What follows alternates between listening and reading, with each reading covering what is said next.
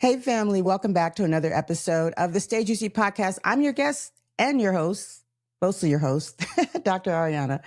And I'm recording during Black History Month. But as far as I'm concerned, every day, every month is Black History. I don't really know or understand why we separate this oftentimes, but I understand that we need to acknowledge and recognize how African Americans have shaped and actually built our country. So I appreciate that we have a month to celebrate this. And I especially appreciate the guests that I'll be sharing with you all today, Omisade Burney-Scott. I want to be very clear about what this conversation is right now and how important it is right now. Black history isn't about our past. It's actually about our lived experiences, the wisdom, the resistance, and the bodies that are still carrying the history forward. And when we talk about women's health, aging, menopause, and the midlife transition, without centering Black voices, we are telling an inaccurate and a very incomplete story. So this episode, we're going to include those voices. My guest today, Omisade Burney-Scott, a storyteller, cultural worker, and the visionary behind the Black Girl's Guide to Surviving Menopause, is an amazing woman.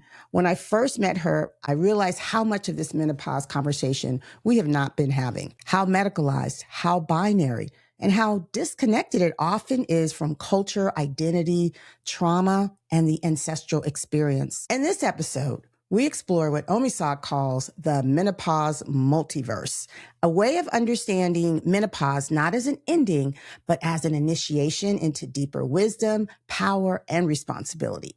We talk about language, reproductive justice, healing, weathering, and what it truly means to see people in their full humanity, especially those who have historically been excluded from this narrative. The conversation is especially important during Black History Month because it reminds us around health equity, storytelling, and liberation. These are not abstract concepts. They live in our bodies and across generations.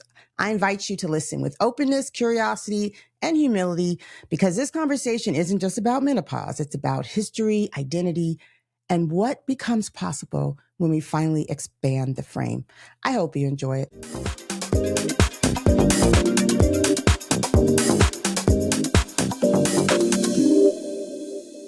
Welcome back, y'all, to another edition of the Stage You See podcast. I'm your host, Dr. Ariana, and I'm so excited today.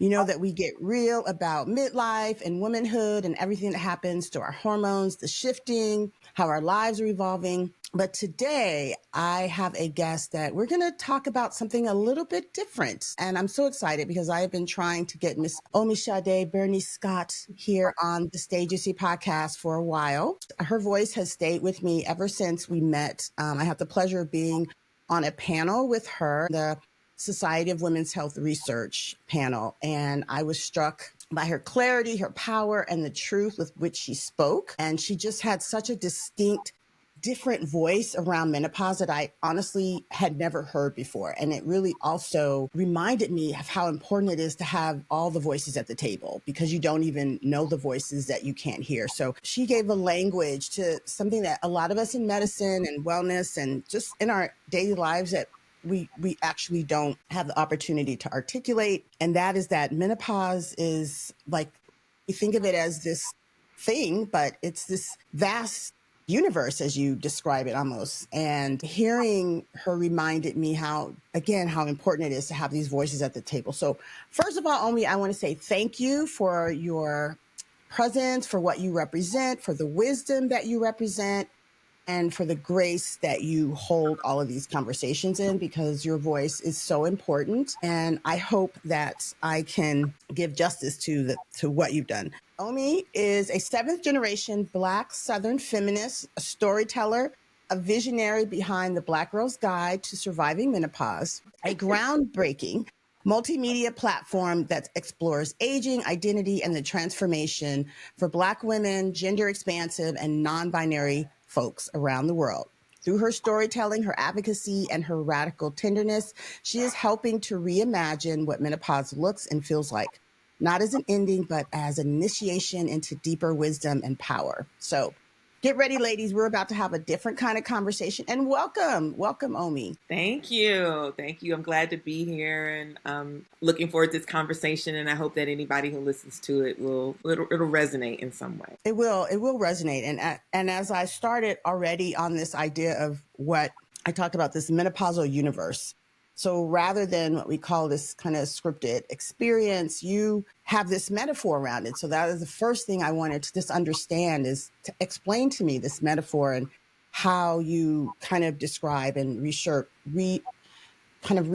our thoughts around the midlife transition. Sure. So we coined the phrase, or I coined the phrase, the menopausal multiverse back in our second year of operation. So Black Girls Guide has been around since 2019. And in 2020, during the pandemic, and also as a result of the murders of George Floyd and Breonna Taylor, I was thinking about the wisdom that exists inside of menopausal bodies, whether those are bodies of people who are women, who are cis women, people who are non-binary, or people who are trans. Like there's some really deep wisdom that comes through the menopause experience. Sometimes we don't always tap into it fully because we live in a society that gives us a lot of messages about our value, the value of a reproductive body, and what happens when that body ages or experiences reproductive aging. There's a lot of things that gets attached to that. But at any rate, I had watched Toni Morrison's documentary on PBS on New Year's Day, 2020. It's such a beautiful documentary. And I started thinking, now what would Mama Toni want me to think about this work? And, I was very clear that I was focusing on Black experiences, Black women experiences, Black queer experiences. I'm like, am I still limiting myself, from where I sit? And so when the pandemic became more than 2 weeks. I don't know if we remember that we all thought we were going to be home for 2 weeks, Right. maybe 3 weeks max, right? And then everything started happening in response to these very public murders. I was like, okay, I want to offer something to the community. And I am a avid reader. I love history. I love Afrofuturism. Octavia E. Butler is definitely one of my favorite authors. And so I was thinking, how could I offer something from a place that is more expansive than the current menopause landscape, that's more expansive even than the universe where we exist? And I was like, well, there are multiverses. I was thinking about string theory and physics, and how there are infinite possibilities. When you go through the different possibilities, when you talk about astrophysics, the 10th possibility is infinite possibilities. And that's okay. Well, if there are infinite possibilities, then the likelihood that there is a multiverse where all people, no matter their cultural background, their ethnicity, their race, their gender, their class, their gender identity, their sexuality, will be seen fully and supported fully and loved fully. And there would be this intentional intergenerational sharing of resource and abundance and care and joy and resistance and all these things. And so we created a zine called Messages from the Menopausal Multiverse. And that was our first zine. We've published 3 zines to date. And maybe we'll pick it back up next year. But the zine was an offering to the community, specifically to our community, to say to Black people and other people of color, we know how to keep each other safe. We know that this is hard. We know this is real. Don't deny your anger or your grief. How can we support you in using that to do something that helps us all get free?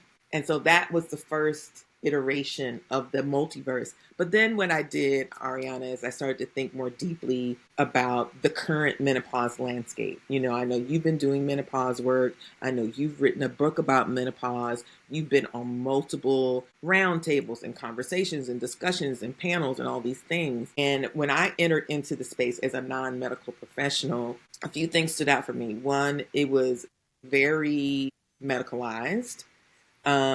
There was dearth of diversity in those spaces. So while there may have been 1 or 2 people of color, 1 or 2 Black people, there were not a lot of non-doctors, not a lot of non-researchers. It was not clear to me or communicated to me the importance of having queer people or people who are members of the LGBTQ plus community, that just didn't, it wasn't obvious to me that that was a value. And Yeah. so I kept being invited to be in these spaces, and I would accept these invitations. And then I felt very much like I was feeling disappointed. I was feeling disappointed around what I was seeing. I was like, this is a very flat, two-dimensional narrative. Yeah. And so I'm not saying that the narrative that was on the table wasn't necessarily not true, but it was limited and it was flat and it was very binary. And I was like, and that's not what I would hope for anyone who's navigating menopause, is that they would be really expansive. And so the menopausal multiverse creates an expansiveness that I don't think currently exists inside of the current menopause landscape. No, I think you're absolutely right. And I think that, you know, at the end of the day, we're indoctrinated into kind of almost a binary landscape, right? Like that's how we're raised in so many areas. That's how we're trained.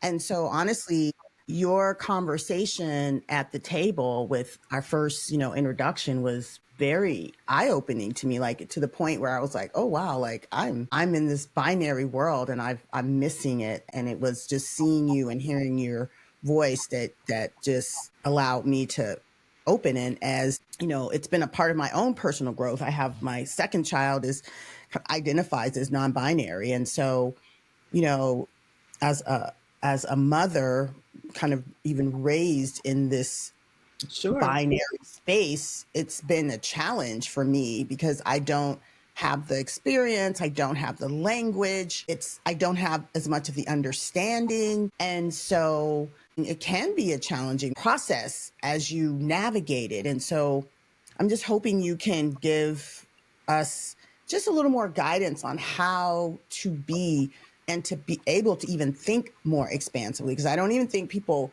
realize that we're, you know, thinking so linearly until we hear the other voices, right? And then it's like, oh, there are these other voices, but they're so muted. So how do we kind of just stretch our own understanding of how to show up and be more cognizant of identity and gender and all of these things? How can we show up better? Well, the first thing I want to say is, you know, you and I are the same age. We're both 58. And so we were raised in a time as the first generation after the civil rights movement that was supposed to be fully free. We could go to school where we want to go to school. We can live where we want to live. We can have access to jobs and job stability and all the things. And I also know that for me personally, from elementary school on through college, being one of one in a class, being one of 3 or 4 or 5 in a class, there was a toll for sure. Some of that was that I didn't have access to the information that I move in the world with now until I was in relationship with people who were different from me, until I got really, really interested in social justice work, and then made a decision to walk away from a good government job in higher education, where I thought I was going to be on a track to be a college administrator. That was like, what do you want to do? I want to be a college administrator, to taking a job at a nonprofit to do social justice work. And my friends and family were like, what are you doing? Why would you do that? Right. Are you going to be able to pay your bills?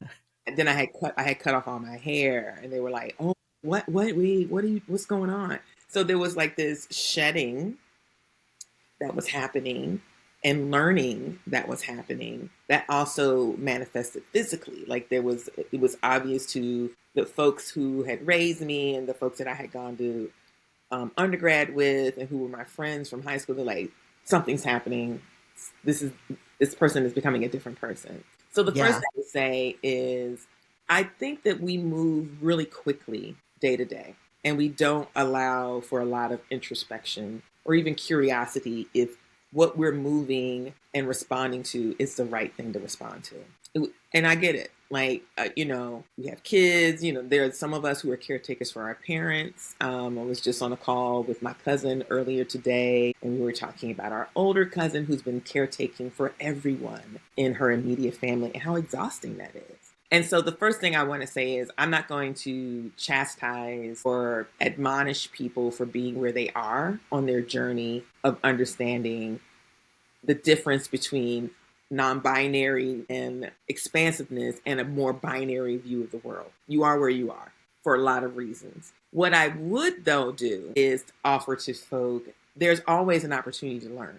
So if there's a refusal to learn, then I take issue with the refusal to learn, especially if you are being presented with opportunities. So I think you strike me as someone who is infinitely curious about things, right? Or you wouldn't be doing the podcast, or you wouldn't be writing books, or you wouldn't be engaged in conversations with different types of people around wellness and health. So when someone says something that you've never heard of before, or they have an identity that is not an identity that you've been in relationship with before, my hope is that interaction will give you the impetus to do deeper study for yourself. Why did I not know that this was a thing? How did I not know this story? How did I not know this piece of history? Well, then what can I do to take responsibility for my own learning? How can I be in relationship with other folk who are also seeking to learn, who want to learn from each other, who want to correct, who want to let go of limiting mindsets or prejudices or biases that could actually have me harm people unintentionally or intentionally. So I think that it becomes a question of integrity. It becomes a question of character to have someone offer you, here's some new information, and you look at it and say, I don't buy that information. I don't care. As opposed to being like, I've never heard this before. Share more. Now, I get to decide whether or not that's a path I want to take to learn more. I would hope that would be the case. And I know that for me, I've been doing social justice work for 30 years. I want to stop you right there because I want to really just kind of understand, and this is great podcast for me because I've always just wanted to learn so much about how you got to where you are now and that shift, because I know that you have that kind of traditional, that traditional background, probably a similar one. Although I'd love to hear more about your South Carolina, North Carolina. I always get my North Carolina. Because you really identify with that very much so. But I'm just curious, how did this kind of evolution even start with you to leave, which was something I kind of did. I left like corporate medicine to start my own practice because I just there was a disconnect on so many levels that I just couldn't work with anymore. It was just like, it's too uncomfortable for me. Not to mention just the lifestyle that it required of, the lack of sleep. I did, high risk OB for 20 years before I entered into this space. But I always imagined that I would be, a high risk pregnancy specialist for the rest of my life. That's what you sign up for. And that's what I'm doing. And the same kind of thing, like I just felt myself changing, it was challenging because, people don't want you to change. They don't want you to be different anymore. They want you to fit in that box. And I feel like just at this age, just within the last definitely 5 years, I've been very much more comfortable shaving my head. It's like stepping out of it and being like, I don't know, like this is what we're doing. But you seem to have figured that out sooner, and grasp it and understood it. So I want to just hear a little bit more about your journey and what do you feel like was it a moment? Was it an experience? Like, what is it that gave you even that confidence to know I can move out into this different space? I don't know if it was confidence or if it was just youthfulness. Honestly, you're giving me a lot of credit, Ariana, because I worked in undergraduate admissions from the time I was 22 until I was 28. Mm-hmm. And I was very excited about that. I really liked doing that work. The last job I had before I started working with nonprofits, I was working at my alma mater. I went to UNC Chapel Hill and I was an assistant director of admissions. And that felt like a really big deal to me because I was going to be able to support Black students, Native American students, Latino students in coming to Carolina. And it was a big deal to be able to offer that kind of support to folk in the early 90s. Yeah. But I was always active in community work. And I had a friend who I had worked with at a HBCU called Shaw University. I worked in the admissions office and he worked in student services. And he had started working at this nonprofit. And so he called me up and he said, listen, this nonprofit that I'm working for, they have a program manager position. It's a leadership development program for young people who want to do social change, social justice work. I think I think you would dig this. I said, is this a full-time gig or is it consulting? Like, what is it? He said, no, it's a full-time position. And I was like, yeah, I don't know.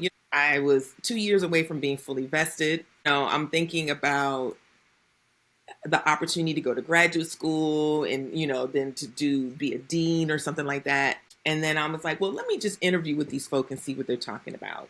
And the organization is called Public Allies. And there were 5 sites. Here's a fun fact. Michelle Obama was the executive director of Public Allies in Chicago. So I met Michelle Obama in 1995. Oh, wow. That from a can of paint. Right. I worked with her team. She had an amazing team. And so all the program managers would work together on creating curriculum and leadership development opportunities for these young people. And I, in retrospect, at that time, I was 28. My oldest son was 3.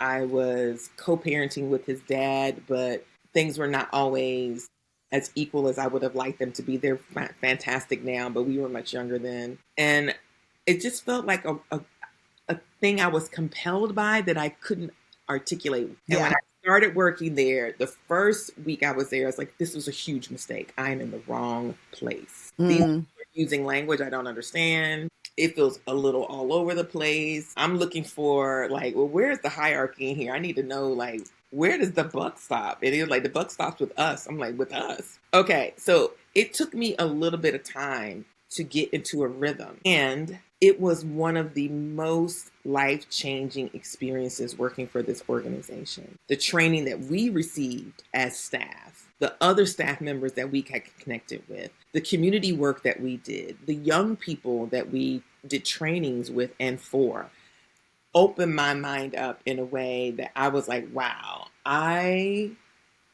have so much to learn and unlearn. It absolutely changed my life. I worked there for 5 years. It absolutely changed my life.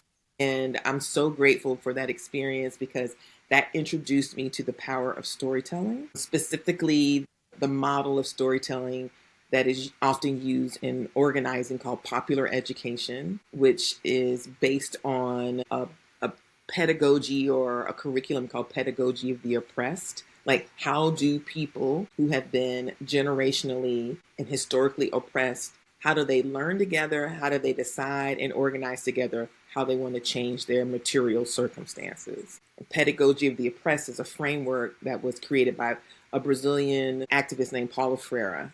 And I got introduced to that because of this work, because we're doing the training with the young people. I can't not do training with young people and I don't know what I'm talking about. So we also went through training. So I was in an incubator essentially for 5 years that had me interrogate everything, interrogate what I thought I knew about U.S. history, interrogate my understanding of feminism, interrogate LGBTQ plus identities, experiences, justice, and oppression, interrogate classism, interrogate colorism, interrogate this democracy. It was just like this huge experimentation of constantly thinking, where did you get that from? Why are you holding so tightly to that particular narrative? Is it serving you?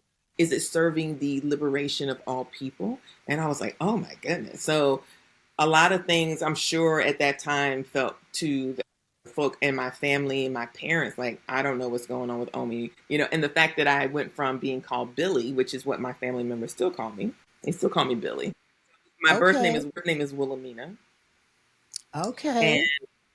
And my dad was Bill, and so I was Billy, and I am still Billy. But then I started becoming intrigued by African traditional religions and studying and reading and, I used to see movies and documentaries. And I was like, I think that this is a path that I would like to know more about. And I started practicing Ifa, which is the indigenous religion of Nigeria. And my parents were like, oh my God, now what's going on? And she's cut her hair off. She is working for this nonprofit. She's growing locks. Now she has this African name. What is? Oh, I know.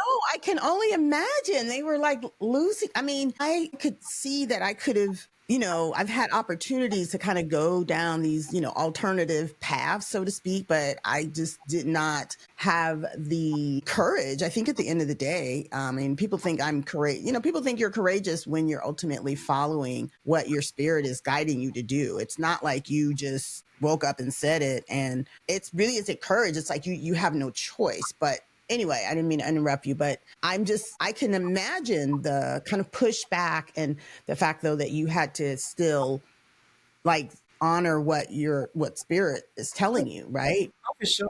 Oh, for sure. I was definitely feeling compelled by a force that I couldn't really articulate. Yeah. But I also was willing to share what I was learning. So it wasn't like I was going to keep this information to myself. Whatever I was learning, whether that was political, cultural, or spiritual, I was willing to share. I was like, listen, did you know this? And like, no, I didn't. I said, I didn't know this either. And it also would start to introduce new language, and not in a way to shame someone or embarrass someone or judge someone. I was trying to be very much clear that language and the way that I was moving should reflect my values and my beliefs. And so I was not going to use language that was harmful or disrespectful, racist or homophobic. And when I started using different language as well, people pay attention. They're like, oh, okay, so can I ask you this? I'm like, sure, it's not a problem. And so, over the last 30 years, one of the things that I think is a truism for me is that I'm always going to be a student. I'm always going to be learning something about myself, my purpose in the world. I'm going to be learning about my relationships and how they can be healthier. I'm always going to be learning about the role I play in my community. And as I get older, I'm being gifted with eldership in my local community in Durham, North Carolina, and taking that very seriously. And I also know that as much as I am still a student and learning, I also have wisdom to offer. I do have, experiences to offer, things that I have studied, things that I believe in that I absolutely am willing to offer. And so I think that the reason why the Black Girl's Guide may feel different than other menopause platforms or programs or whatever the case may be is because we are focused on two things: narrative and culture shift. So that narrative shift means, well, what's the current narrative about menopause in the United States? And who's missing from that narrative? Whose voices are missing from that narrative? Whose care is missing from that narrative? So how do we shift that? So we got to understand the current landscape to be able to interrogate that and disrupt that. And we also need to create safe containers for other narratives to be elevated. So like when you were on the podcast with us, it was very important for people to see Black doctors who are focused on menopause, because people don't think that there are Black doctors who are focused on menopause. They don't know who they are. And so that's one thing. Then the culture shift part that takes a longer bit of time, right? Because to shift a culture is to give people permission to either incorporate something new into the culture that already currently exists, or to work together to expand the culture into something that's different. I think that's where we are right now with everything that's happening politically, and it's so difficult, it's so charged, it's scary, it's confusing. I think we are moving into a new culture. I don't know what that's going to ultimately look like, but I do believe that a lot of the chaos and unrest and hard times that we are experiencing right now is pushing us through to another time, hopefully where we're all more free, more seen, more supported, more cared for. That's my hope. That's what I'm asking for as we navigate times that I can only imagine would be similar to what my parents experienced, being born during the Great Depression, becoming teenagers during World War II, and becoming young adults during Jim Crow. And my parents moved from the South to New York and to New Jersey, and then they moved back to the South, and they had families. And I see a lot of similarities of that happening right now. My oldest child lives in New York. He lives in a community in New York where my aunts and uncles moved to in the 40s and 50s. So there's a through line and a continuation, but each generation has a different issue or issue to deal with. Yeah. So, I want you to be just a little more specific, though, around, you mentioned, I want to use language it's not hurtful or that is inclusive. So can you just be more specific on what you see language wise now, or understanding or narrative? Yeah, What are you sure. seeing, and what is it exactly that your goal is to shift? Sure. Right now, and this is a exercise that we do sometimes when we do menopause training. I ask people to close their eyes, and I want you to envision a menopausal person. What is their age? What is their gender? What is their race? And what might you assume about their class or educational background? So I ask people to close their eyes. And 8 times out of 10, people will say, I'm imagining a 45, 50-year-old straight white woman who has a job in corporate America, may be married, may be divorced, has kids that they're trying to get from soccer practice to school to home. That's what I see. I'm like, okay, that's what you see. I said, do you see yourself in that story? Are you there? Are you present in that story? And some people are like, parts of it, yes, or parts of it, no. Some people are like, not at all. And so I want to unpack, what we try to do is unpack, well, inside of the menopause experience are people who are not white, who are not cis, who are not heterosexual, who don't work in corporate America, who don't have children, who may be in their 20s, who may be in their 30s. And how do they experience care, support, protections, safety as someone navigating menopause, which felt really important during the conference. We had a fairly large contingent of non-binary and trans people ranging in age from their 20s until their early 50s. We also had a really good contingent of formerly incarcerated people, some of which experienced perimenopause while incarcerated, and then some who experience menopause when they return home from their experience in prison. So of those experiences, oftentimes when I'm in spaces, or before we decided that we were going to divest from the mainstream menopause landscape, I would find myself in spaces where I was a palatable Black person. I'm articulate, I'm well-traveled, I graduated from a very well respected public university. I have a passport. I can talk to anybody. There are assumptions about my sexuality because I have 2 children, so people assume that I'm not queer. Because I came to my queerness later in life. So there's a lot of assumptions about who I am. And I was like, I don't want to be the ombudsman for all Black folks. I don't want to be the spokesperson. And I also don't want to speak a story that's not my own and not do justice by it. So I think that I've been in spaces where the immediate opening is, hey, ladies, let's talk about menopause. Well, there may be a lot of people in the audience who aren't ladies, who don't use that language. So Yeah. gender neutral language doesn't harm anyone. To say, hey, folks, hey, people, hey, good people, hey, human beings, we're really excited for all of you to be there. If I call you a human being, I don't see how that's disrespectful, right? Right. I don't see how that could misgender you or cause harm if I call you a human being.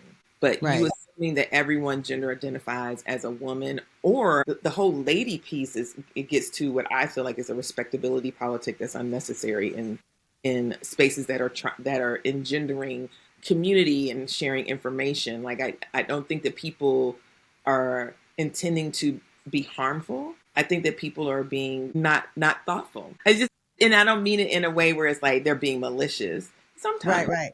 sometimes a heteronormativity that we're talking to the same folk. And you're like, how do you know you're talking to the same folk? You don't know this. And so it's Yeah. the same thing I feel like I experienced in high school and college, and maybe you had this experience too, where they were like, well, we were trying to find Black girls to be in the program, but you're the only one who applied. Or Right. we're trying to find Black girls to do X, Y, and Z, but they didn't have the grades. Or we're trying to find Black girls to run for this office or that office, or to be student body president, but they won't do it. I'm like, you're not trying to be in relationship with people. Right. Relationships require energy. Relationships require reciprocity. Relationships require communication and accountability. And you're not interested in doing any of those things.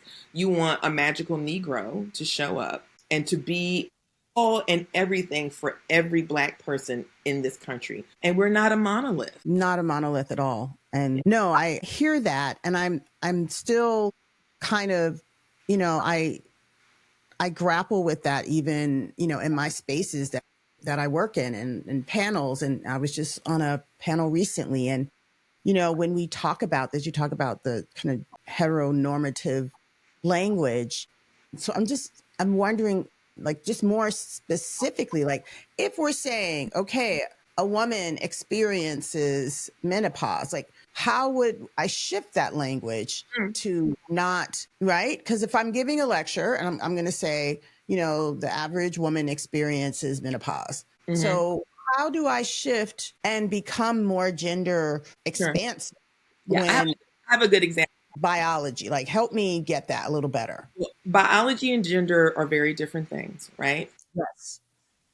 So the sex that I was assigned at birth was female because I was born with the uterus and ovaries. I gender identify with the same sex that I was assigned at birth. So Yes. that's why I consider myself a cis woman, right? I think, let me back up real quick. There are a couple of things that ground our work, and we're clear about those. There are values. So we have 3 kind of core values that really are our North Star that we return to as we are doing partnerships, as we're writing, as we're hosting conferences, as we're doing programming, and as we're traveling. These are our North Stars. So the first North Star we have is Black feminism. And so we are constantly in a constant space of study around what does Black feminism tell us about this? How does Black feminism hold us accountable around this? What is the Black feminist framework that holds this work? So that's a core question. Second one is reproductive justice, not reproductive health and not reproductive care, reproductive justice. Same thing. If we're doing this work and we are putting together a training, how does reproductive justice show up in this training, right? It shows up in who we partner with and how we partner, who's going to be in the space, what we're going to talk about, what people will walk away from this training with. And then the last one is healing justice. Same thing. So again, so these are core frameworks, core values that hold the Black Girls Guides work. So when we're doing a training, for example, with healthcare providers, and we're talking about more inclusive healthcare support for people who will experience menopause. So we do talk about language, right? So it's not just about the language, though, because if your systems don't match up with the changes you might make in your intake form or the language that you use, but you still are operating with an implicit bias that could potentially cause harm or could create a standard of care that is not good. It's important for those things to match up. But an example around language could be, I've done speeches where I've said, so I want to talk about what we understand about the menopause experience. And the menopause experience will be experienced by anyone who was born with a uterus and ovaries. Some of those people identify as women, some of them do not. So I'm going to use language that's inclusive of all of those folks. So I will use women, people assigned female at birth. I will also insert non-binary and trans. So I use all of that language whenever I am asked to give a keynote address, to be a speaker, to be on a panel, because I know that there are more than people who gender identify as women who will experience menopause in that space or potentially listening to this work. So I imagine at your healthcare facility, at your practice, that there may be people who come in and they're like, okay, I'm a first-time patient. I got to do an intake form. That form should include information around gender identity. It should include information around what is your preferred name? What is the name that's on your driver's license? Are there things that you need for me to know about you? Like, I go to a healthcare practice. My primary care physician is a person who believes that health at any weight. And so she doesn't weigh you when you first come in, which is very different than my old healthcare provider. Like, I don't care if I was just coming in to get my allergy prescription redone. They were like, get on the scale. And I'm like, I don't need to get on the scale today. I'm just coming to talk to Dr. So-and-so so I can get my Flonase. Whereas the new doctor is like, it's not necessary for you to get on the scale. Yeah. We're going to check your blood pressure. We're going to do blood work. We're going to do your labs. We're going to do all these things. It's not necessary for you to get on the scale unless we need something specific around prescriptions or stuff like that. I'm like, oh, okay, this is different. This is different for me. This feels like our very first meeting as her as my new doctor. We talked for 45 minutes. Yeah. Like, I have been going to the same doctor for 25 years, and I really liked my doctor a lot. But the most I would be able to get out of them would be 15, 20 minutes. And she Right. said, I need for you to be able to schedule at least 45 minutes for our first patient doctor visit. We may need to schedule a follow-up appointment to follow up on some other specific things, but this is my opportunity to get to know you, not just around what's happening with your physical health, but to understand your life, your lifestyle, the things that are important to you. That has never happened for me before. It was amazing. I'm, Yeah. 2 years from 60, being able to talk to a brown woman about my care and have her undivided attention was phenomenal. It was Yeah. phenomenal. That's one of the things that, I mean, I will say that's a beautiful thing.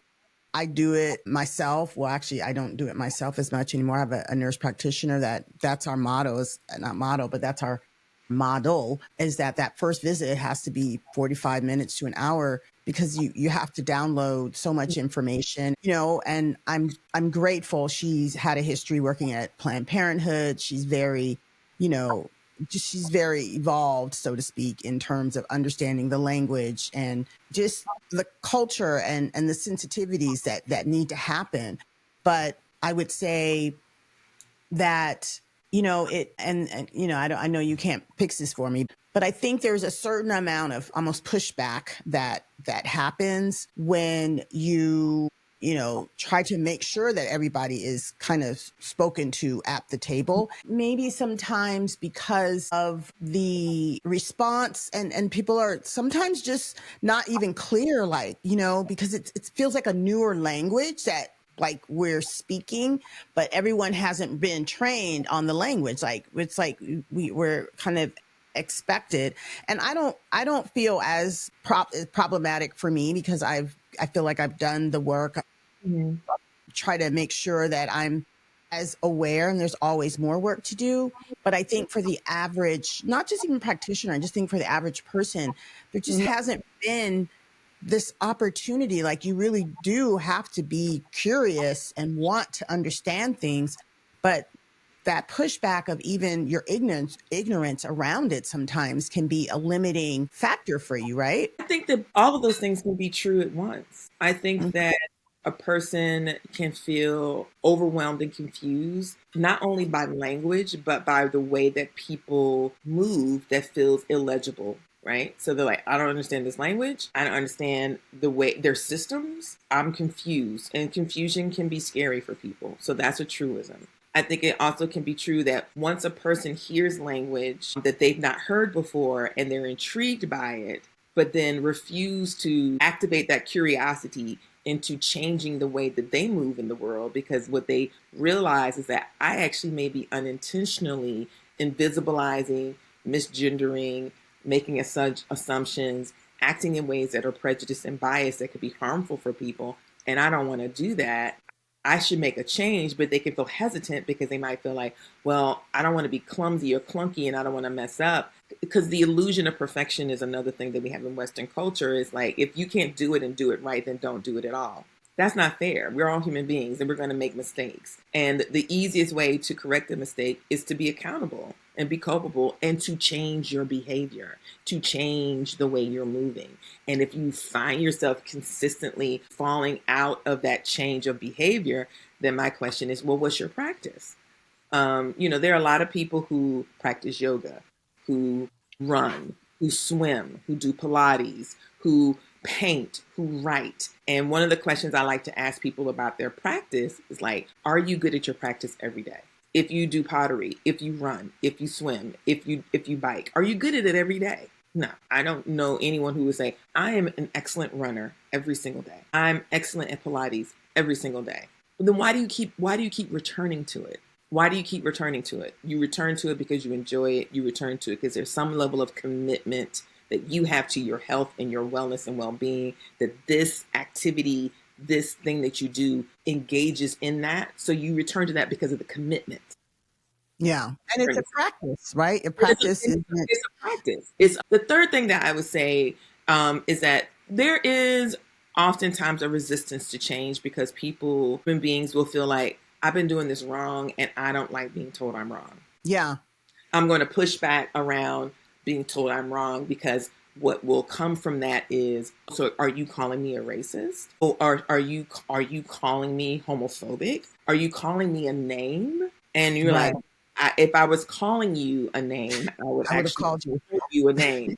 So no, I'm not calling you a name. I'm actually extending you an invitation, but I'm not going to do the emotional or intellectual labor for you to figure out how to make this a part of your practice. Right. So sure, I Right. can offer you a training. I can offer you language. I can offer you history. I can offer you contemporary examples. I can bring a whole team of folk to your space for us to have a conversation. If you are not willing to take that next step, and then that next step, and then that next step, to incorporate that into the culture of the way you do work, I can't do anything for you because I'm not going to put you on my back and ride you around your room. I'm not going to do that for you. Do you feel like the kind of current climate that we're in now has stagnated this work in ways, or do you feel like it has? I mean, I feel like in some ways, other kind of more private institutions, companies are still like trying to kind of grapple with what all of, the bad word DEI, so to speak, means to them now. Mm-hmm. And how do you feel like in this kind of newer environment that we're in that your work has either changed or become more relevant, less relevant? I mean, obviously it's more relevant, but how are you experiencing that? Sure. Because our work is definitely grounded by reproductive justice, I feel like a couple things have happened. Like other Black women-led organizations, we have lost funding or had funding rescinded. We also have applied for support for our work where people didn't understand that our work fit inside of a reproductive justice framework, or that they are trying to make reproductive justice more palatable. And so they don't want you to use particular language, right? So they don't want you to talk about abortion access. They don't want you to talk about queer families. They don't want you to talk about the economics of reproductive justice, because it's impossible to talk about reproductive justice or menopause and not talk about the economics of it, right? What's the cost? People are pushed out of jobs or don't have job opportunities or can't take care of themselves or don't have access to affordable health care. All these things are still a part of the conversation. So it's been a challenging year. It was challenging to raise money for the conference. And we also had individuals and organizations show up in ways that was breathtaking and amazing. And Yeah. so, I'm grateful to all the individuals who were like, I believe in the work y'all are doing. I believe in the community that you want to serve. And here is this gift, or here is this donation, and here is how can we support? And we had several organizations who were financial sponsors. And for the organizations that couldn't be financial sponsors, they wanted to endorse the work. And I said to them, endorsement is very important as well, because what you're saying is the work that this group is doing is value driven, is value based, and it's for all people. And I Yeah. believe in that. And so our organization is going to endorse this work. So it's been challenging. DEI is this generation's affirmative action. So, the thing that you and I probably heard more often than we wanted to hear in the 80s when we were in college was that the only reason why we were there is because of affirmative action. I know for a fact that that was said to me at UNC Chapel Hill, where I'd be in class and, I would have, white counterparts, students who would say, the only reason why you're here is because of affirmative action. I'm like, that very well may or may not be true, but we'll see what happens when I graduate. And then Right. that's going to be on the strength of my brain and my commitment and my gumption. But it's not new. The rapper is new, but this is not new. And I think probably this is a new experience for quite a few white people. And younger white people are like, wow, this is intense. And I think for a lot of Black people, Black Americans, we're like, this is not actually a new experience. It's unfortunate. It's frustrating. It's scary, but it's not new. It's not new. Yeah. And so I think, what I have seen in this past year is that there are still way too many paywalls that people have to access to get access to good information around menopause. If you pay a membership, you can get access to this information, or come to this event, but I'm also going to be trying to sell you something, and so I feel like there are so many invitations and opportunities for the current menopause landscape to do better, to Yeah. be more inclusive, to be more thoughtful, to be more intentional, to be more accessible. There are a lot of people who wouldn't be able to fly to New York on a Tuesday afternoon to participate in a workshop or a conference or a gathering, or to go to South by in Texas. That might not be realistic or reasonable considering that 300,000 Black women lost their jobs this year, And so, like, how do you look at what's happening in the world? How do you look at what's happening in this country and adjust to make sure that all folk have access to this information and that what you are providing, that we had a sliding scale for our conference. We also had early bird. We had simultaneous Spanish translation. We translated all of our materials into Spanish. We also had ASL interpreters for every panel. That's not the first conference where I've experienced that, but I have not experienced that at any other menopause conference that I've been to or gathering. There has not been simultaneous Spanish translation, nor has there been Spanish language materials, nor has there been ASL. Yeah. No, I hear everything. I hear all of what you're saying, and I'm just also trying to just, figure out how do we move the needle here. And I want to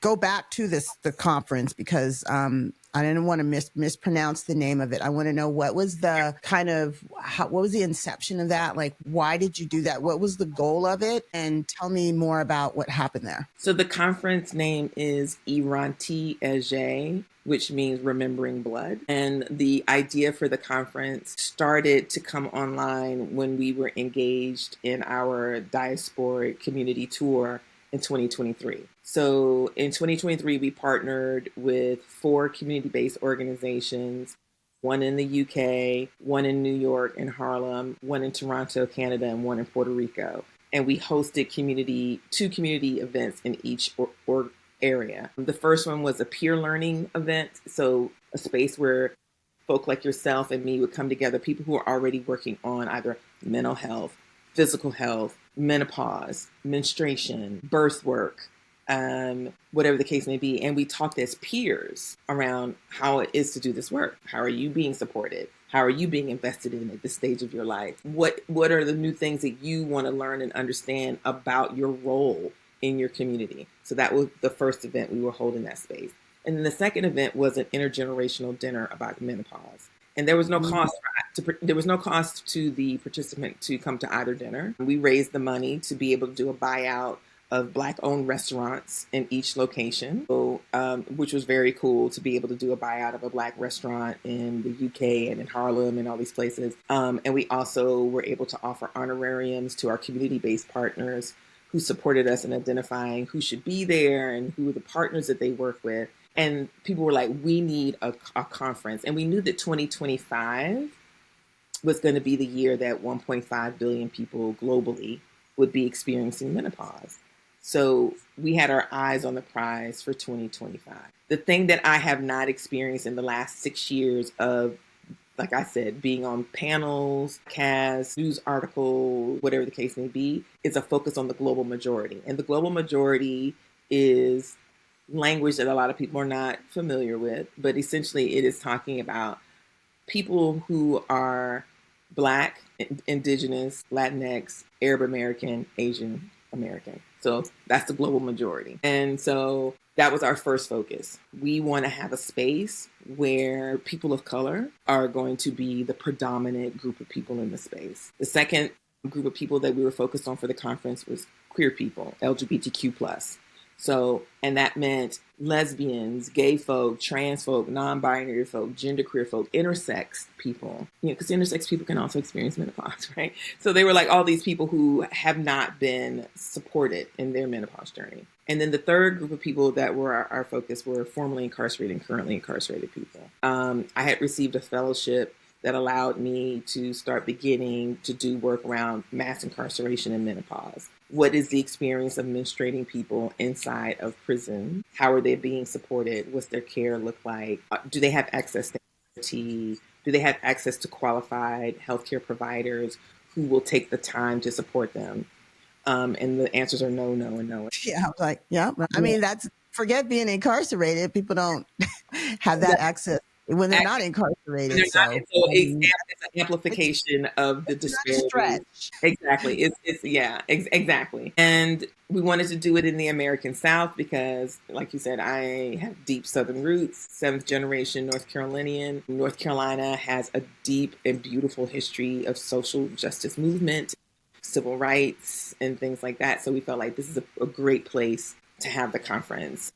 We sold out. We were at standing room only. And it was just a really beautiful way to bring together an intergenerational group of people who have not had that kind of space held for them. Yeah, And I was going to say, I don't think, I mean, I can't say for sure, but I'm thinking nothing like this has been done. I can't, I mean, again, I'm just finding out about it and I don't even know how I missed the invitation. I'm kicking myself, but I'm like, what? What was this? yeah, And, how did I miss that this was happening? Because it just sounded like, even for me as a provider, I obviously impart a lot of information. I'm sharing it with people, but there's so much. Like I've just started studying IFA and I just started like really wanting to tap into like more feminine sexuality and where like culturally like I don't even have a connection point for that. It's just like I feel like I'm going to say making it up as I go, but it's like there's no reference point, right? I have no. And so when I saw that you had some of those types of speakers there, I was just like, wow, that's something that I can't even speak to because I have no knowledge of hardly any awareness. I'm just waking up myself and understanding these things. So I'm not sure where I was going with that, but I did have another kind of question that segues from your last comment, which is really around I was recently I'll call it like a think tank situation. It was a 5-day project with a major company that wants to move into the menopause space. They're like, it's a multi-billion-dollar company. They want to do all the things. And the first thing, I was the menopause expert. I was skeptical because I was like, I feel like there's just a lot of exploitation of women going through this space. And this really goes to what you were saying of, everything is paid. This is a menopause is having a moment, but entrepreneurs and capitalism is having a moment too. huge moment. And I see it and it's like, I got to pay my bills too. But at the end of the day, it's like the authenticity of the intentionality here is in question. And I'm just, I started out and, they said all the right things. And I do believe that at the end of the day, they're hopping on the bandwagon, which I said, you're on the bandwagon. This is a nice bandwagon to be on because if it moves us forward, if it advances our understanding of how we age and this time in our lives, that's great. I said, but you're missing the bigger picture because you actually deal with women from the beginning to the end. And it's like, this is now an opportunity as you describe it. But the opportunity really is for us to advance women's health. I think what is very important for any provider or a practitioner, so whether you are a doctor or a physician assistant or a nurse practitioner, if you're providing care, health care for anyone from zero to from like usually from birth to death, you're going to encounter people who are very different from you, right? They can be different from you in terms of gender identity. They can be different from you in terms of culture, class, educational background, the case may be. My understanding of, the practice of medicine is that the first tenet is to do no harm. Is that still the real thing? Yeah, that is it. That is it. Yes. So I imagine that if I were a medical student or interested in medicine, I would probably think about do no harm from the lens that makes sense to me. Oh, of course, I'm not going to do harm. I'm not going to prescribe someone or engage in a diagnosis or a treatment that could harm a person or create an unintentional harm to a person. Of course, I wouldn't want to do that. I might not be thinking about harm in a much meta, larger perspective of the way I talk to that person could be harmful. The assumptions I make could be harmful. The implicit bias that I have could be harmful in that it could delay or color the way that I provide treatment, care, prescriptions to a person. There's been on social media a lot of conversation about people who have sickle cell, and that when they are in sickle cell crisis and they go to the emergency room, that people think that they are drug seeking. Right.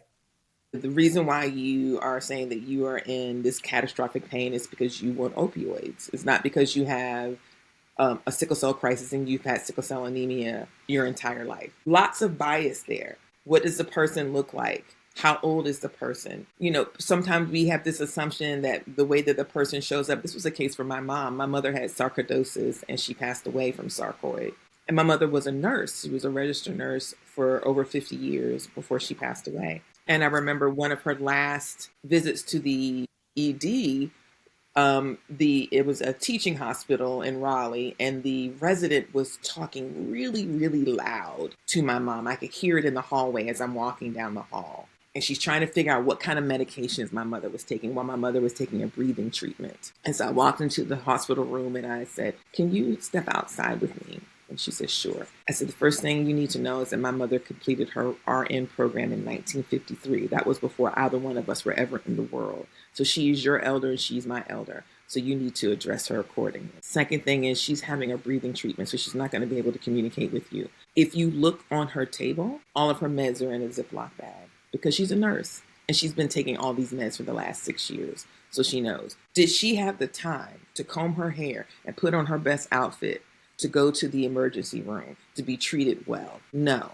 You're making a lot of assumptions based on surface. So Right. I need you to calm down, stop yelling at my mom, let her do her nebulizer, and then come back. And then we all can have a conversation. And yes, I am her healthcare proxy. So if you're concerned about talking to me, I am her healthcare proxy. She said, "Oh, okay." So she left. And then she came back and we started over. First things first, who are you? What is your name? This is the same approach I've taken as a doula. I don't know who you are. You've stepped into the room. What's your name? My name is Omi. What's your name? Hey, Dr. Ariana. It's nice to meet you. This is my mom. Her name is Mary. That's her name. Okay? So let's slow this down because it only takes a couple of seconds for you to see her in her humanity.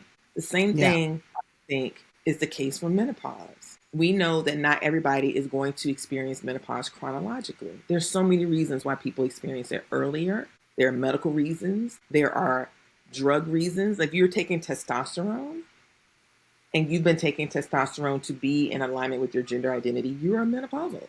So what is your approach going to be as a doctor, or a decision that you're going to make as a practitioner or a provider around the care of all of your patients? Now, you can certainly stay, whatever your tacit North Star is that you have not thought about, addressed, or interrogated, is still there. There's a North Star that guides your work. And you can stay with that North Star and your practice will continue to be your practice. And it is what it is. But for patients who are in your community, they have the right to decide that person's North Star is not my North Star. I choose not to go to that person's practice. I'm going to go to this practice because this practice, this person sees me in all my humanity. They address me with respect. The decisions that we make are based on my agency and their medical wisdom together. So one of the things I did appreciate about my old doctor is he was like, "I'm Team Omi." He said, "So I know you're out here doing social justice work. I'm a doctor. You're not a doctor." I said, "I am not a doctor. I don't even play one on TV." I said, "So if I come to you with a concern or an issue, we have developed a relationship based on trust because you respect me. So I will ask you, what are all of my options?" And he would tell me, "These are all of your options." Then I decide. I'm not coerced into making a decision. I have the agency to make an educated decision around what I want to do and what I do not want to do. And I don't think that that's the case for most people. I think most people feel intimidated, confused, concerned. And there are times when doctors either intentionally or unintentionally will have a patient feel like, I'm gonna tell you what you need to do and you just need to do it. And the patient might be like, "I don't feel like I understand that well enough to make an educated decision." And the doctor may or may not get frustrated. It really depends on the situation. Again, I see this as opportunities. What I don't see for the Black Girls Guide is us playing a role again of doing the emotional or intellectual labor for folk who are Right. not interested in this being their North Star.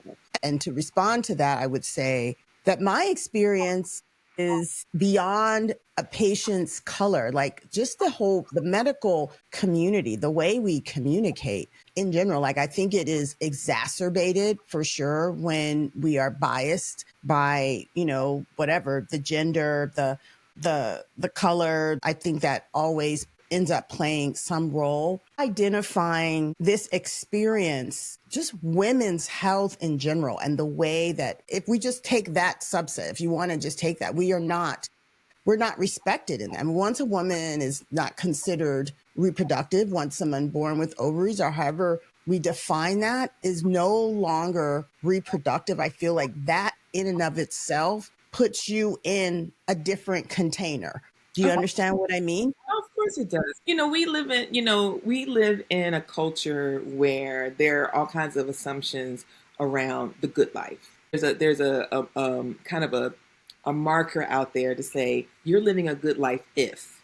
Right. Those things has to do with fertility, fecundity, your ability to reproduce, but it never really goes beneath the level of, do we all want to reproduce? Should we all reproduce? Do we have the ability to take care of the children that we have created? It's so much more complex than that. And I think the other thing that you were saying about humanity and human beings, and not getting caught up in culture or race or ethnicity, I think, if that was possible, that would be great. But I don't think that's possible because we No, live it's not. in a Yeah, world. I don't. It is very important actually to be able to understand someone's cultural background, right? Yeah. And cultural background may or may not be also contingent upon their race. I am a Southern Black woman, so there are certain things that for me are very, very Southern, and some of the things for me that are very Southern Black.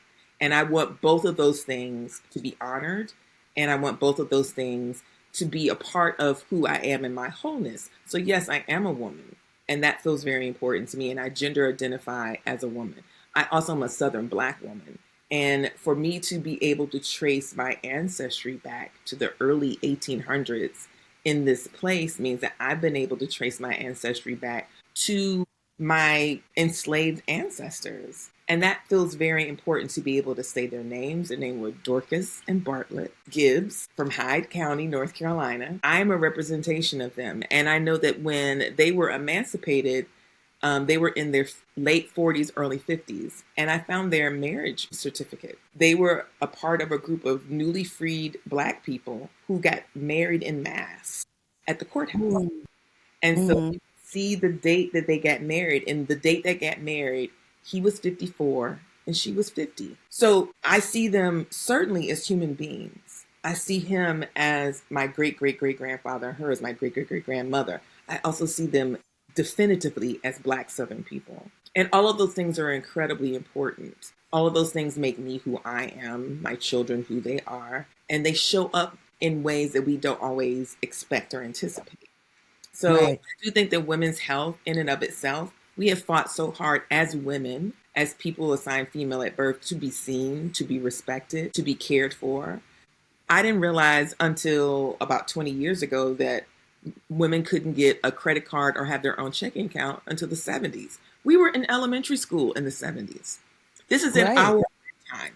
In our lifetime, that was a reality, that people couldn't get credit cards. And that feels really important to not only address that, but think about also the complications or the nuance or the intricacies of that also being the case for a Black woman or for a Latinx woman or for an Asian woman. Like, the culture and the ethnicity piece creates a nuance that's even more important to understand. It's just like, if our baseline is women's health and women's wellness, then that would be your baseline.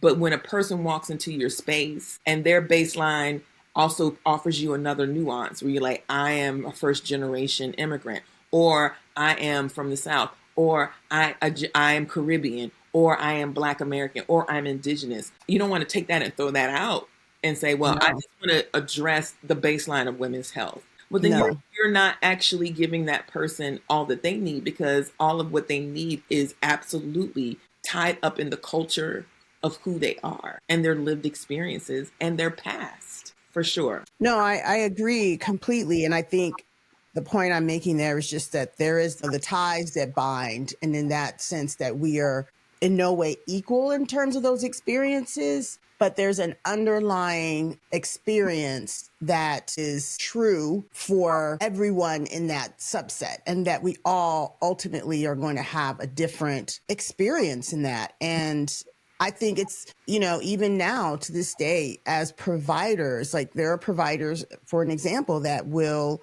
once you are no longer, if you don't have a uterus, then they feel no need to look in between your legs, because the uterus is what is defining the woman or the person that they're treating. That's And right. so I think my point is that, to me, that problem just in and of itself, like just in my world, trying to move beyond seeing just the reproductive capacity and understanding that as a woman born at birth, identifying as a woman, that is the experience that is real. And that for me is the work also to change, because it's like, we can change the perception, but if at the end of the day, you don't think that it's necessary to look in between my legs because I don't have a uterus, then Right. I can't do anything with this up Right. here. We got to deal with this part right here, Right. right? Right.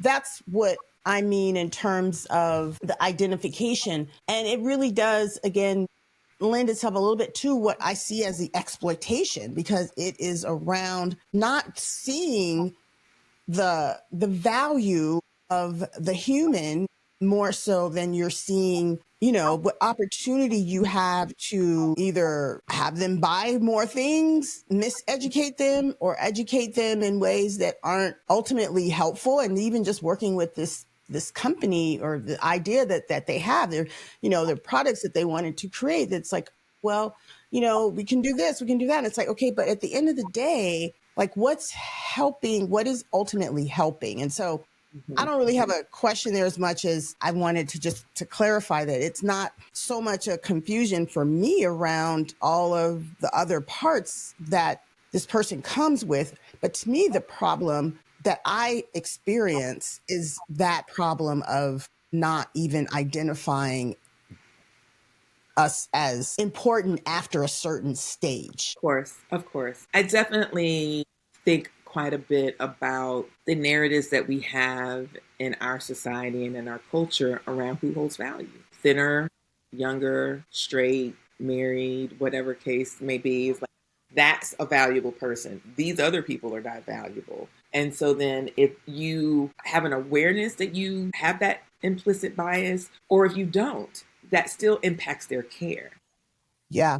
I'm remembering when Malcolm Jamal Warner passed away this summer. So heartbroken. We all felt like he was like our favorite cousin or little brother or whatever the case may be. And I remember the TV show that he was on, The Resident, and they did a show that was reflective of the experience of Kira Johnson, who was a person who was having her second baby at Cedars-Sinai Hospital and had a C-section and ended up dying from internal bleeding. And her husband has been a huge advocate around maternal mortality and Black women, right? And in this show, of course, it played itself out where these doctors and these nurses were operating in a way that it didn't necessarily look like it was implicit bias at first. And then it became increasingly clear that it possibly was. And then by the time they figured out what was going on, it was too late, and the character died in the same way that Kira died.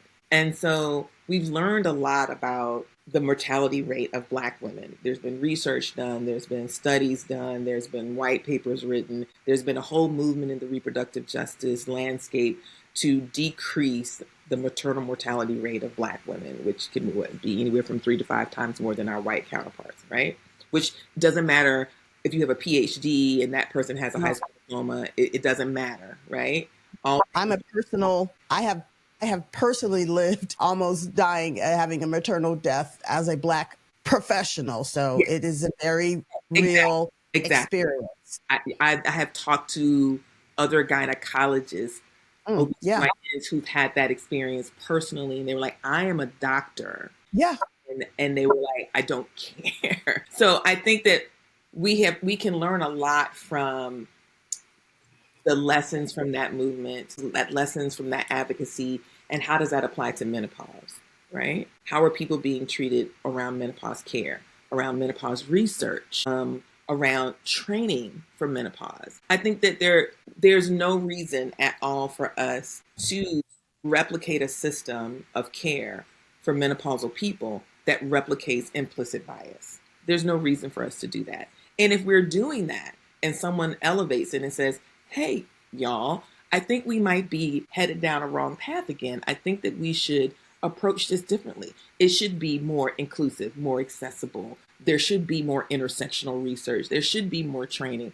And those people say, yeah, I don't really get that. I feel like that's too complicated. I don't want to do that. Well, then you don't have to do that. And I don't have to be in relationship with you or partner with you.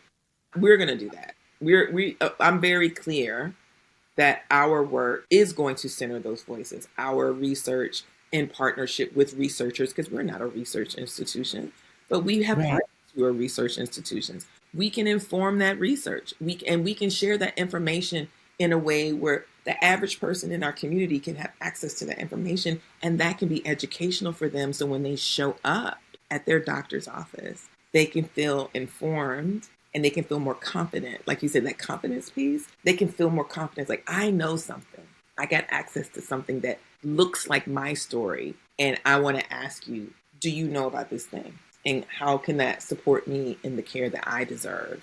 I think that's very important. So we've seen, and I know we've gone on, and I can talk to you for hours, and I know we don't have hours, but in this whole kind of boom of perimenopause and this awareness, I'm just curious what your experience has been, and particularly around Black and Brown people and their awareness. I mean, are you feeling that as a community that awareness is the same way? Because it feels like it's all over the place. But in terms of that representation, and I don't spend a lot of time on social media. I know there's one We Do Not Care Club woman who's a person of color, but other than that, like, where do we exist in this, and where are we showing up, and what's happening there? I think in the current zeitgeist that there are a handful of Black personalities or Black entities that are addressing menopause. So you have people who have star power, who are actresses, artists, influencers, or affluent people who are in that space. So they're using their platform or they're using their space to be able to say, this is what my menopause journey has been like, and now I want to figure out, is there a way for me to address that? And for some of them as well, it has become a moneymaker. It's like, oh, and I can also create an income generation kind of situation where you can pay to be a part of this work I'm going to offer. I think that the sister who is the We Do Not Care, she's really funny. I came upon her TikToks, I think like a lot of people did at like 3:00 in the morning. And I was like, yeah, she's saying what I'm feeling right now. So that kind of colloquial, cultural commentary, but that's tongue in cheek, gives people the space they need to laugh about something that can be really confusing, can be scary, can be like, oh, am I dying? If I'm dying, then I definitely don't care about coming to your little cocktail party because I don't feel myself. I don't understand what's happening to my body. And so those kind of outlets feel really important as well. I don't see her as an advocate. I see her as a storyteller, and I see her as a powerful story. She's like a bard. She is someone who's in the community where people are like, when she comes on the screen, she's going to say something that resonates with what you might be going through, and it may be funny. I don't know if she would necessarily be someone that people would seek out for like deeper data or advocacy stuff. That may be a role that she transitions into, but the role she's in is fine. And then I think that there are folk like myself, some other folk that I have met in the menopause space who are looked to as menopause experts, people who are being asked to be speakers, people who are asking to be thought partners. And in that collection of folk, there are very few folk who are explicitly, unapologetically working around Black menopause health. They may be at the table, they may be in the space, but they're working in a much more broad perspective, which is fine. I also think it's really important to be clear that because someone shows up and they phenotypically look like you or me doesn't necessarily mean that they have our interest at heart or are clear about the ways in which systemic racism and implicit bias is harmful to menopausal people. And then I think there's this like amazing group of people who are coming online who are just like, yo, how can I help? What is going on? I need to know more. What if I hold space? I can hold space for my friends, or I can hold space for this community. And I think that's a beautiful thing. So I think that it is very much a wide array of individuals with different identities. And I think that there are some folk who are trying really, really hard to do this work in a way that feels much more liberatory and grounded in social justice. But that is a very small group of people. Yeah. No, it is. And I love the work that you're doing. I wish that there were more Omis in the world that not only deal with the obvious, but, just in your space of social justice, because it's just not a conversation, I think, that just comes to the menopause conversation, period, just even around, period, poverty and all of the other things that affect us, but affect people of color even more. It's like I get asked to speak, sometimes around maternal health or, the Black experience, and this age, but it's like, understand it's affecting us from our intrauterine experience. Yes. Yeah. And so, I'm not saying that it doesn't need to be uniquely addressed in that part right there, but again, it just speaks, it's a continuum of the health disparities and the racism and all of the things that affect our health from literally our birth until our death. And so trying to figure out where that entry point is to get whether it's the interest, the funding, the understanding, to make a difference in that space. Wherever you jump in that space is a good place. I will say this, I know as we're wrapping up, one of the things that really excited me about the conference is that we had 2 master midwives on the panel. We also had several midwives and birth workers attend the conference, but Tina Brima, who is the owner of Aya Wellness here in North Carolina, and Rasha Tahani Lawler, who is a midwife in the Bay Area.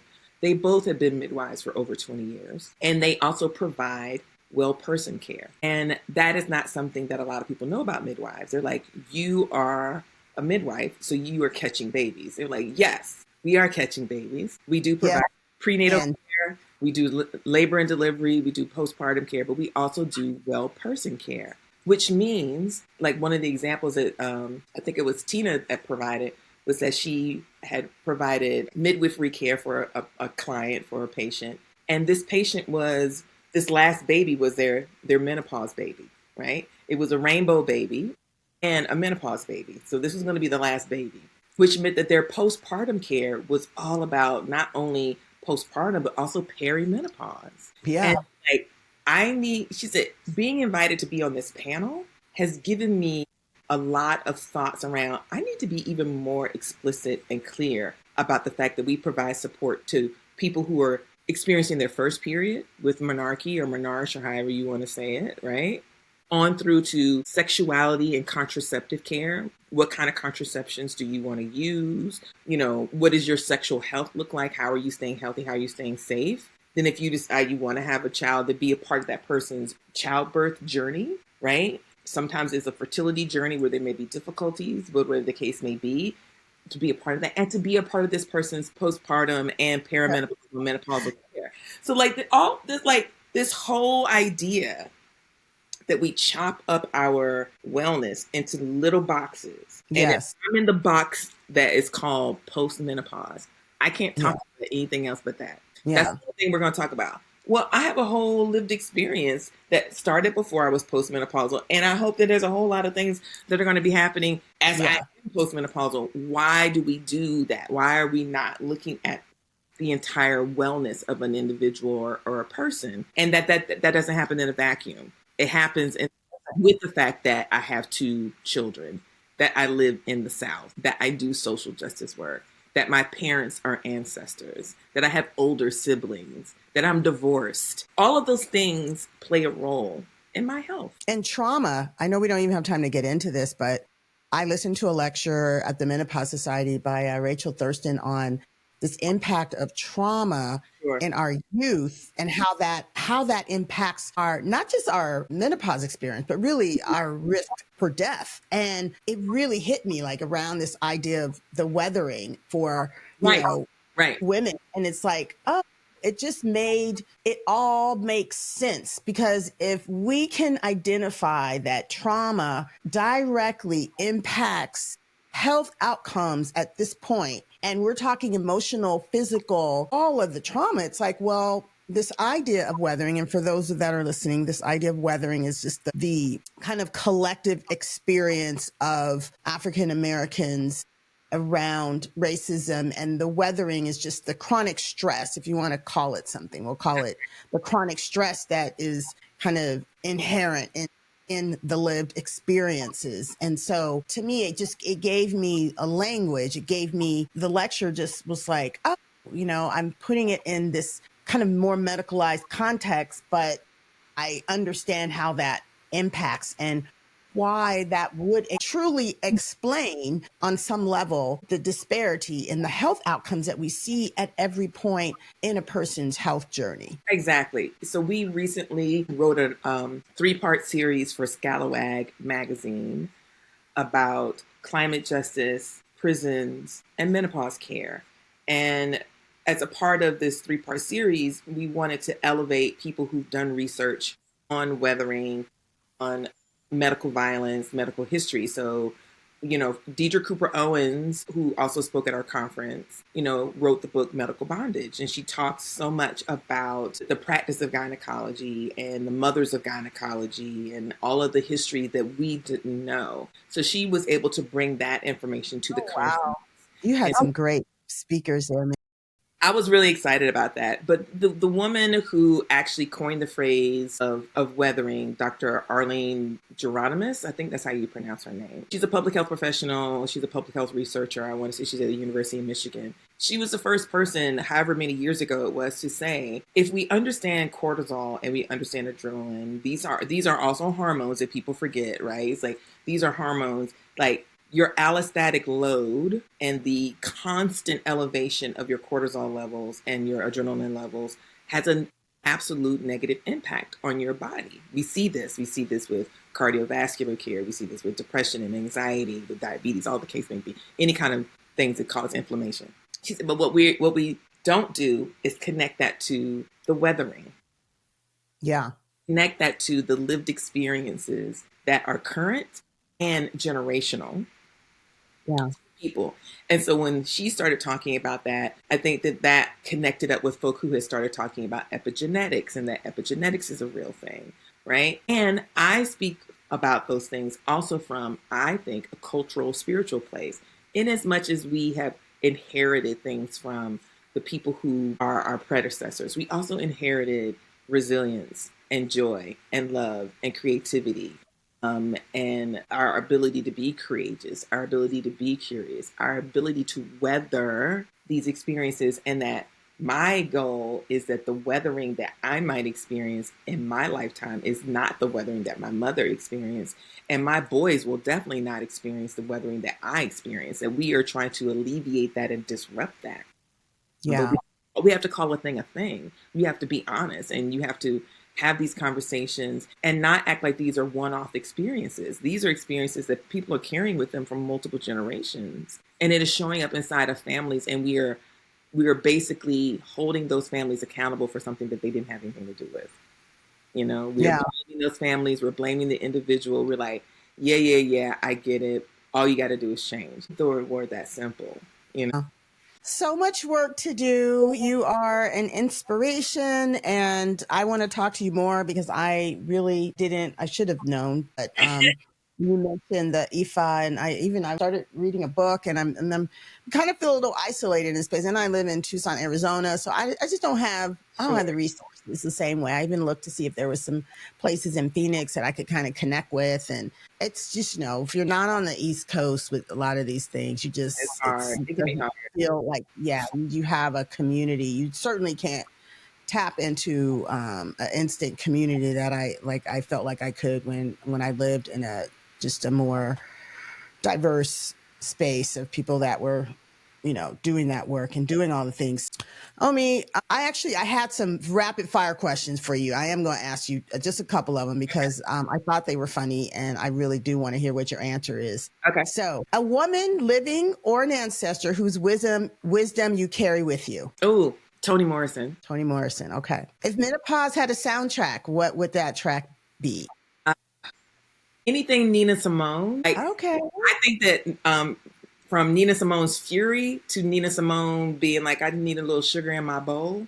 I think it would be the both andness of Mississippi Goddamn and I need a little sugar in my bowl. Yeah. I can feel that. Now I'm going to have to go play some Nina tonight. Okay. A ritual or daily practice that keeps you grounded in your body. What do you do? How do you stay grounded? Oh my gosh. I am a prolific tea drinker. My morning ritual always includes some kind of tea. So right now I'm drinking roasted dandelion root tea. But this morning, my morning tea was hibiscus because I'm trying to pay attention to my heart health. And so my morning ritual definitely involves some quietness and some tea because I am constantly thinking. I'm a lucid dreamer. My brain is always rapid fire, rapid fire. So anything that I can do that gives my brain an opportunity to just be easy, I'll do. Mm-hmm. So I've been listening to this meditation for Black women and drinking my tea. And the meditations are like anywhere from 7 to 11 minutes long. Okay. It's a perfect way to start my day, breathing, being easy, being present in my body, being present to my emotions before I move into whatever the work is for the day. And finally, a word or phrase that you'd use to describe this season in your life. Up jump the boogie. A little funkadelic in there. What is that? What is that? I always say when somebody up jumps the boogie, they're like doing a lot. This season has been a do a lot season. It's been a really intense, rapid fire, boogie kind of time. And I've learned a lot about myself. I've learned a lot about working with an intergenerational team. I have a lot of questions around year 7 for us. It feels like we're big kids now. And so if we're big kids, like how are we showing up as big kids? But up jump the boogie would definitely be my turn. I love that. Where can our listeners learn more about your work, what you do? Tell me all of the platforms, all the things that we need to know. So you can follow us on our website. It's www.Black Girl's Guide to Surviving Menopause. You can follow us on social media. We're on Instagram. We're also on Facebook. We also have a Substack called Hippolyta's Journal. I saw that. And I didn't even get to ask you about that because I was like, okay, what is this? This is a whole new thing. Yeah. So we started that last year and that's where our newsletter lives. That's also where we post materials, information and things like that. We're doing a lot more writing. So if you go to our website or the Hippolyta's Journal, you'll see where we've written different articles and things like that. So yeah, that's how you can find us. Well, thank you again. I've been following you from a distance. I think I took more liberties in this conversation for me to learn more about you and your work. So I hope that inspired all of our listeners out there. To all of you, family, as usual, stay brilliant, stay beautiful, but most of all, we need to stay juicy. So I will see you on the next one.